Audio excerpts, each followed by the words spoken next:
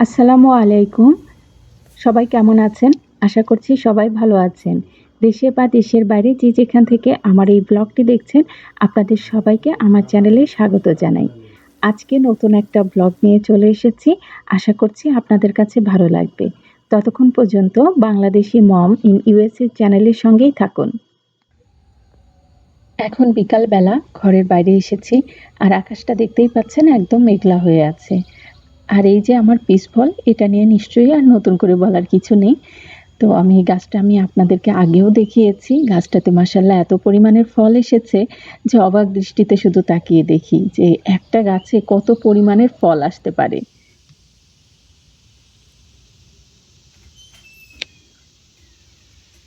এত পরিমাণে গাছে ফল এসেছে যে ফল আর এর থেকে বেশি বড় হতে পারছে না। তারপরও এখনো ফলগুলো অনেকটাই বড় হচ্ছে আস্তে, আস্তে। ফলের রঙও এসে গেছে। আর কিছুদিন পরে ইনশাআল্লাহ খাওয়া যাবে। একটু আগে যে ভিডিওটা দেখাইলাম সেটা ছিল আগের দিন বিকেলবেলা। এটা পরের দিন সকালবেলা ঘুম থেকে উঠে দেখি রাত্রে এত ঝড় বৃষ্টি হয়েছে যে একটা ডাল ভেঙে গেছে গাছের।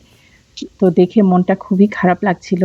কারণ এই যে ডালটা ভেঙে গিয়েছে, ডালটার সঙ্গে যে কি পরিমাণের ফল আছে, এই যে দেখুন দেখলেই বুঝতে পারবেন। তো ফলগুলো তো এখন ওই অবস্থায় নেই যে পেড়ে খাওয়া যাবে। তো এটা এখন নষ্ট বা ফেলে দেওয়া ছাড়া আর উপায় নেই। তো তারপরও এখান থেকে কিছুটা বেছে, বেছে রেখে দিব যেগুলো একটু বড়, বড় হয়েছে সেগুলো।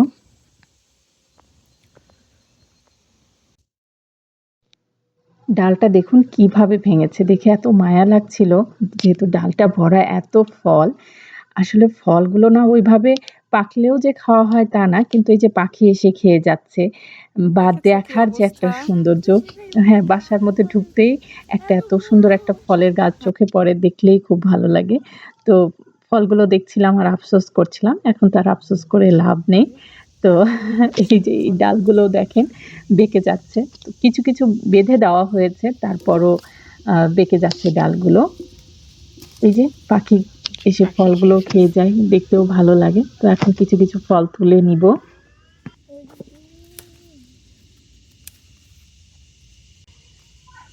গাছে থেকে যখন ফলগুলো ছিঁড়ছিলাম, বেশ ভালোই লাগছিল। মনে হচ্ছে আম পাড়ছি এরকম।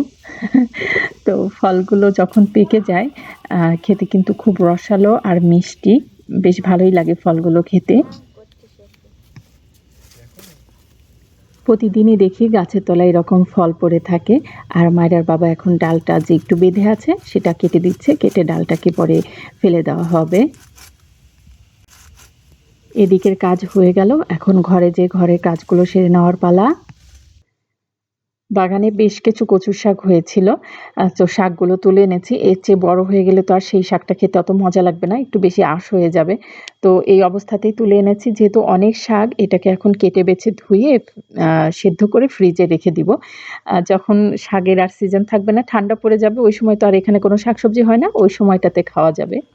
তো এখানে আমি কেটে বেছে সেদ্ধ করতে বসিয়ে দিয়েছি। যেহেতু অনেক শাক ছিল, আমি আম পুরাটা করি নাই। হাফটা আজকে পরিষ্কার করে এটাকে সেদ্ধ করে নিয়েছি। বাকিটা রেখে দিয়েছি, পরে আবার ওটা পরিষ্কার করব। কারণ একা, একা করতে হয় তো, অত আর অন্য কাজও আছে।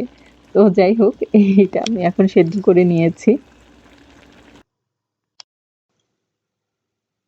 তো শাকটা এখানে সেদ্ধ করে ঠান্ডা করে নিয়েছি। আর ছোট, ছোট জিপলক ব্যাগও নিয়ে নিয়েছি। এই ব্যাগগুলোতে রেখে ডিপ ফ্রিজে রেখে দিব। আর শাকগুলো এখানে আমি পুরা সিদ্ধ করে নিই নাই। একটু আস্তে, আস্তে রেখেছি। মানে পুরাটা গলায় ফেলি নাই আরকি। তো যখন আমি এটা আবার পরবর্তীতে রান্না করব, ওই সময়টা যেয়ে একটু প্রসেস করে রান্না করলেই খেতে ভালো লাগবে। সেইজন্য এভাবে রেখেছি। আজকে ইলিশ মাছের পাতুরি বানাবো। যার কারণে গাছে থেকে কিছু লাল শাক তুলে এনেছি। আর লাল শাক খাওয়ার তো এখনই সময়। কদিন পরে তো আর এই শাক পাবো না। তো যাই হোক, আমি এখানে মাছের মধ্যে আস্ত পেঁয়াজ আর আস্ত কাঁচামরিচ নিয়ে নিয়েছি। আর একটা পেস্ট তৈরি করব। তার জন্য আমি নিয়েছি কিছু আস্ত কাঁচামরিচ, জিরা, সরিষা আর একটু দিয়েছি পোস্তদানা। পোস্তদানাটা কিন্তু মাছের এই পাতুরিতে দিলে খেতে ভালো লাগে। আর শাকটাও কেটে বেছে ধুয়ে নিয়েছি।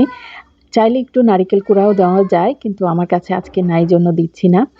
তবে আমি পাতুরিতে একটু পোস্তদানা দিই, খেতে আমার কাছে ভালো লাগে।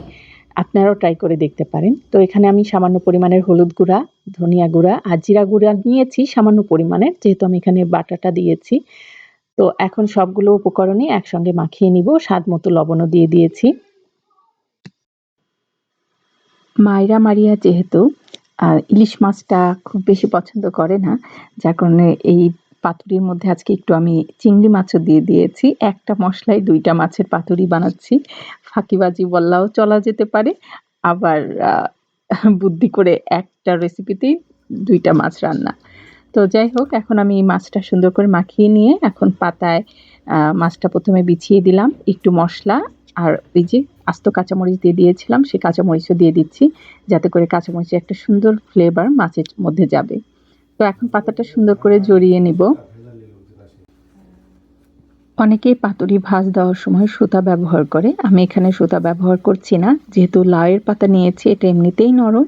যখন এটা চুলায় দেওয়া হবে, এমনিতেই নরম হয়ে এই পাতাটা সুন্দর ভাজ হয়ে থাকবে। এই যে দেখুন কি সুন্দর ভাজ হয়ে আছে। তো আমি প্যানে হালকা একটু তেল ব্রাশ করে আমি পাতুরিটা দিয়ে দিয়েছিলাম। যেহেতু আমার পাতুরির মধ্যেও তেল আছে, যার কারণে এক্সট্রা কোনো তেল দিই নাই। এখন আমি খুব যত্ন সহকারে আস্তে করে এটাকে উল্টিয়ে দিব। আর এই যে একটু পানি, পানি বের হয়েছে, এটা ওই পাতার যে মসলা সেখান থেকেই বের হয়েছে। এটা আস্তে, আস্তে শুকিয়ে যাবে এবং মাছটাও ভিতরে সুন্দর জুসি, জুসি মসলাটাও সুন্দর মাছের গায়ে লেগে থাকবে। আমি ২ চুলায় দিয়ে দিয়েছি। যেহেতু পাতুরি একটু আস্তে জালে করতে হয়, তাই আমি ২ টা চুলায় আজকে দিয়েছি আস্তে, আস্তে করে ভাজার জন্য। লাউয়ের পাতায় আমার ইলিশ পাতুরি রেডি। এই লাল শাকের পাতায় আজকে যে রেসিপিতে আমি ইলিশ পাতুরি করেছি, এইভাবেই আমি সবসময় বানাই এবং এই পাতুরিটাই খেতে আমার কাছে বেশি মজা লাগে। তো গরম ভাতে একদম গরম, গরম ইলিশ পাতুরি এখন মেখে খেয়ে নিয়ে দেখি কেমনটা বানিয়েছি। আসলেই অনেকটা মজার হয়েছিল। ওদিকে মাইরা চিংড়ি মাছের যে পাতুরি সেটা দিয়ে খাচ্ছে, আর মারিয়া তো এগুলো খায় না। দুপুরে খাওয়া-দাওয়া শেষে বাচ্চারা যার, যার রুমে যে ওদের যে অ্যাক্টিভিটি গুলো থাকে সেগুলো করছিল। মায়েরা ল্যাপটপে বসেছিল, ওর স্কুলের কাজগুলো করছিল। এদিকে মারিয়া বসে ড্রইং করছিল। এই অবস্থাতেই উঠে এসে আমাকে বলছে, "আম্মু আমার হাত পা ব্যথা করছে।" তো ওর হাত পা ব্যথা করলেই একটা ডক্টর ওষুধ দিয়েছিল যে এই ওষুধটা যখন ওর হাত পা ব্যথা করবে তখন খাওয়াই দিবেন। কারণ গ্রোথের সময় বাচ্চাদের এরকম হাতে পায়ে একটু ব্যথা করেই। তো সেই ওষুধটা ওকে খাওয়ানো হলো। তারপর থেকেই ওর গায়ে দেখি লাল, লাল চাকা, চাকা হচ্ছে, ঠোঁট ফুলে যাচ্ছে, চোখ-টোখ ফুলে যাচ্ছে। তো প্রচণ্ড ভয় পেয়ে গিয়েছিলাম। পরে ওকে নিয়ে ইমার্জেন্সিতে চলে গিয়েছি। ওর যখন এরকম অবস্থা বাড়িতে হয়, সেই অবস্থাতে আমার বড় ননদ যেহেতু ডাক্তার, উনার সঙ্গে কথা বলি। তো উনি বললেন যে অ্যালাট্রল খাওয়ায় দিতে। অনেক সময় ওষুধের যে সাইড ইফেক্ট সেগুলো হয়, আগে এই ওষুধটা খাওয়ায় দাও। পরে খাওয়ায় দিই। তারপরেও দেখি যে হাত পা ফুলতে থাকছে, কমছে না। তখন ওকে আর দেরি না করে ইমার্জেন্সিতে আপু নিয়ে আসতে বলে। তো নিয়ে আসি। ডাক্তার এসে দেখলো, দেখার পরে বলছে যে, "আপনারা যে বুদ্ধি করে বাসায় এই ওষুধটা খাওয়াই দিয়েছিলেন, এটার জন্য বাচ্চাটার অনেকটাই আরাম হয়েছে। তো ওর এই চাকাগুলো এখন অনেকটাই কমে গেছে।" ডাক্তার এসে দেখলো, দেখে কিছু ওষুধ দিল ওর। তো ওরাও কিছু ওষুধ ওকে খাওয়ায় দিল। তো এখন আলহামদুলিল্লাহ ওর শরীরটা অনেকটাই সুস্থ। শরীরের ওই লাল চাকা, চাকা ভাবগুলো চলে গেছে। তো সেই সময় আমি একটু রেকর্ড করেছিলাম, যেহেতু আমার মন, মেজাজ, মাথা কোনো কিছুই ঠিক ছিল না। আর এই অবস্থায় কোনো বাবা-মারই মাথা ঠিক থাকার কথাও নয়। মারিয়ার বাবা, মারিয়া এরকম অসুস্থ হওয়ার পর থেকে একদম যে ওর পাশে ইনস্ট্যান্ট দাঁড়িয়ে আছে। একটুও কোথাও যাচ্ছে না। একদম মেয়ের কাছে দাঁড়িয়ে আছে। মানে বাচ্চাদের অসুখ বা কোনো কিছু হলে ওর বাবা বেশি একদম ভেঙে পড়ে। তো আসলে বাবার আদর পাওয়া অনেক বড় ব্যাপার, আলহামদুলিল্লাহ। আমরা মারিয়াকে নিয়ে ইমার্জেন্সিতে এসেছিলাম রাত ৯টা ৯:৩০ বাজে এরকম সময়। তো ভোর ৪টা এখন বাজে। ডাক্তার এসে বললেন যে এখন ওকে নিয়ে আমরা বাসায় চলে যেতে পারি। আ এখন ও ভালো আছে। তো এখন ওকে নিয়ে আমরা রওনা দিয়ে দিয়েছি। আর এই তো চারপাশ একদম শুনশান ফাঁকা, এখনো অন্ধকার। তো এখন আমরা বাসার উদ্দেশ্যে রওনা দিয়ে দিয়েছি। আসলেই বাচ্চাদের ওষুধ খাওয়ানোর ব্যাপারে অনেক সতর্ক থাকা উচিত। যে বাচ্চার কোনটাতে ভালো, কোনটাতে খারাপ। আর যে ওষুধটা ও খেয়েছিল সেটা আগেও খেয়েছে, সেই সময়টা এরকম কোনো সমস্যা হয়নি। কিন্তু এখন যখন ওষুধটা খেয়েছে তখন এই ধরনের সমস্যাটা ওর হয়েছে। তো ছোট, ছোট বা বড় যেকোনো সমস্যা থেকেই আসলে শিক্ষা নেওয়া উচিত।